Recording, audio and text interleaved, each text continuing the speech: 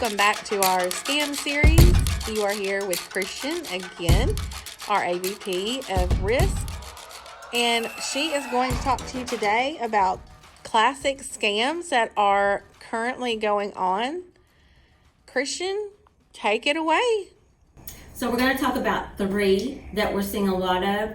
The first one is a jury arrest record. You'll get a call from someone claiming to be the police or a government agency that you didn't report for jury duty, or there's an arrest record where you didn't file the correct paperwork for a situation or you didn't pay a ticket.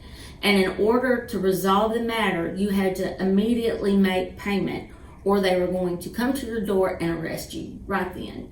So the person who they've called, the victim, they don't have time to process the information because it's so quick and so imperative that something be done immediately or the arrest was going to occur. So they ask for your credit card or debit card information. The victim gives them the information so that they won't get arrested. In reality, it's not a government agency, it's not law enforcement. You don't owe the money. That never even happened, but they're trying to skim your information.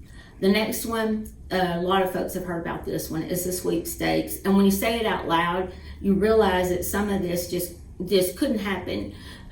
You win a lottery, and a lot of times it's a lottery you didn't enter, and $1 million is the prize. And in order to claim the $1 million, you have to pay taxes up front. But you're not going to have to pay the taxes because they're going to mail you a check for the taxes. So the scammers will mail you a check, maybe $50,000, maybe $5,000, and you're directed to deposit that into your account and then to send it back to them to pay the taxes so that you can get the $1 million. In reality, the account that it's drawn on didn't authorize the check. So, of course, you send the money, you withdraw the money once you've deposited the check, and the check comes back to the credit union, then you're out the money because you withdrew it. The last one we're going to talk about is the government programs or Medicare, Medicaid benefits. The caller will call and claim they're with the Social Security or Medicare, Medicaid, and in order for the recipient to continue receiving the benefits, they're going to have to make a payment. That the government's changed the way that they're processing these benefits, and in order to get them, you have to make this payment. Unfortunately, it doesn't matter if you're on a fixed income or you have a lot of money. They don't care. They're trying to get the money from you. If that happens and you get a call where they claim to be with Social Security or Medicare or Medicaid, then you want to check with Medicare or Medicaid or Social Security.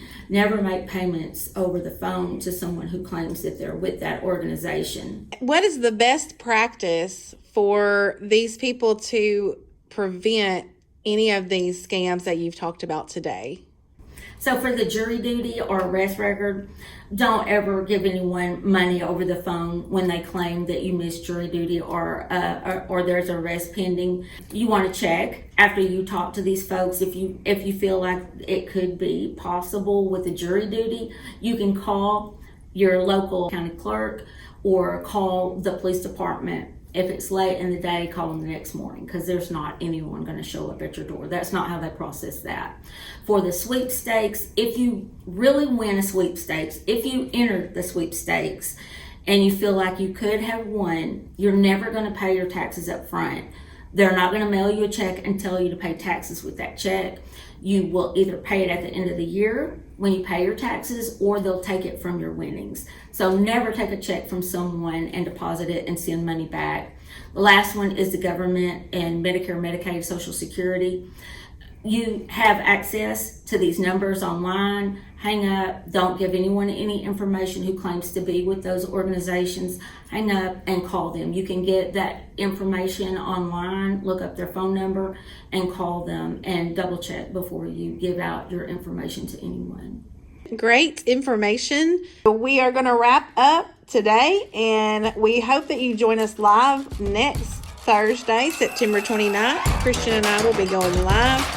And we have other scams we're going to talk about. Plus, we're going to talk about the scam series videos that we have done. So we hope that you join us, and we will see you next week.